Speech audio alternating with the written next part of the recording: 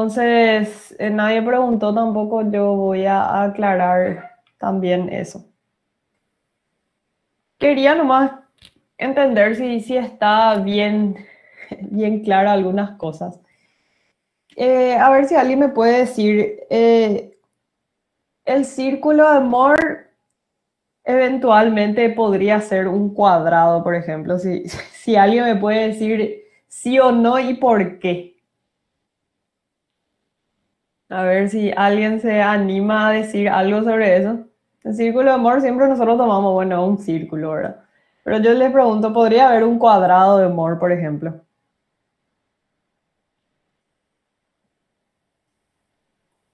No sé si alguien alguna vez reflexionó sobre eso.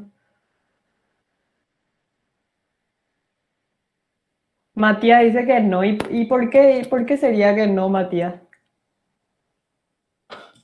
Bueno, exactamente. O sea, el círculo de amor, como dice ahí el compañero, estaría complicada la relación de tensiones, ¿verdad? Pero no es que no es que va en ese sentido o sea, mi manera de pensar, ¿verdad? Básicamente el círculo de amor representa el equilibrio de tensiones en un elemento unitario cúbico. Si recuerdan la presentación que yo les había cargado en el Classroom, básicamente es hacer equilibrio de tensiones en esto y debido al equilibrio nos sale que es un círculo porque este es igual a este es igual a este en sentido contrario, ¿verdad? Debido a eso es un círculo. Entonces siempre tengamos en mente que estamos hablando de un punto, en nuestro caso un punto del terreno infinitesimal, por así decir. Y ese punto del terreno puede girar en varias direcciones y podemos hacer entonces equilibrio entre, entre esas distintas inclinaciones y entonces nos sale un círculo. Nada más que eso y eso que quiero que quede bien claro. El otro punto eh,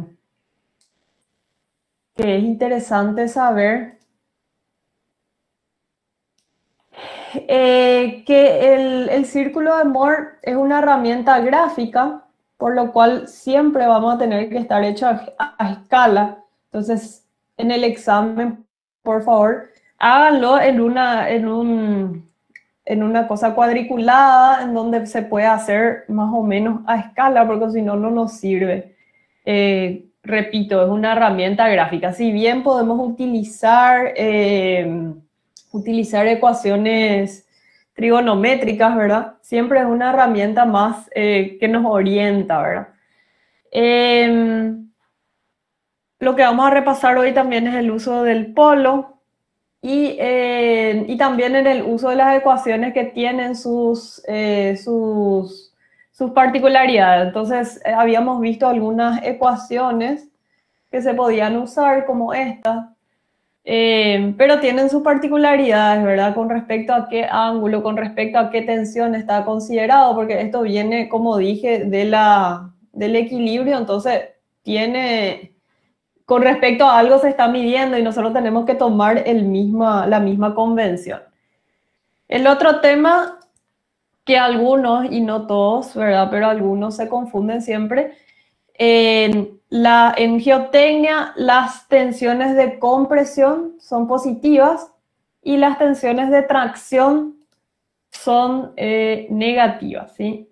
Y el sentido que vamos a tomar de tensiones de corte positivas y negativas va a ser sentido antihorario positivo y sentido horario negativo. Entonces, eso es lo que nosotros vamos a considerar. Se podría considerar de otra forma siempre y cuando sea congruente en todo el análisis, ¿verdad? En este caso, nosotros siempre vamos a tomar esa convención de signos y entonces para estar hablando el mismo idioma. Les muestro entonces el primer tema del taller. Entiendo que algunos han de manejar súper bien. nunca está de más volver a repasar y también para los que tienen algún tipo de confusión ir afianzando el conocimiento. Entonces les pido un poco de paciencia a aquellos que ya se sienten bien seguros con el tema. Bueno, acá venía la primera cuestión. Cuando nosotros estamos en los suelos, generalmente estamos utilizando tensiones de compresión casi siempre, ¿verdad? Podría ocurrir en algún momento otro tipo de situación, de repente en una excavación o lo que sea, en donde estamos descomprimiendo el suelo. Pero en la mayoría de los casos estamos hablando de una compresión. Y sin embargo, acá en el trabajo práctico, en el elemento unitario se ve que está indicado como que estos son tensiones de extensión, ¿verdad? Tensiones de tracción, por así decir. Yo lo que les pediría es que si en el examen o si en cualquier trabajo práctico que sale no coinciden los signos dados en el tensor de tensiones, digamos, esto se puede poner en una matriz, ¿verdad? A mí me gustaría que siempre coincidan los valores que se están dando en el enunciado y en el dibujo. En este caso yo no miré o no tuve en cuenta eso. Entonces vamos a ver las dos maneras de resolución en el sentido de considerando estas tensiones, tensión Y, tensión X de compresión o en otro caso, como muestra en la figura, tensión Y y tensión X en extensión.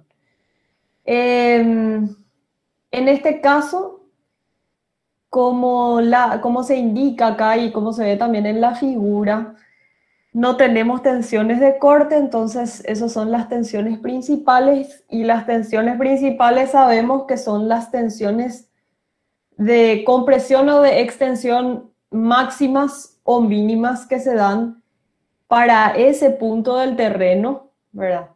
Y esas, en este caso y solamente en este caso en particular, las tensiones principales coinciden con el eje X e Y.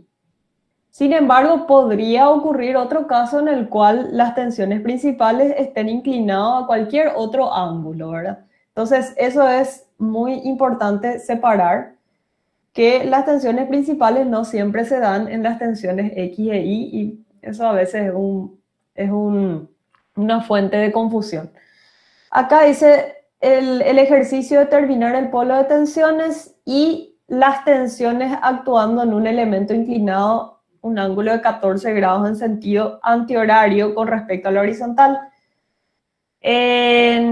Y utilice dos caminos. Ese dos caminos se refiere a utilizar fórmulas o de repente directamente por el método del polo, ¿verdad?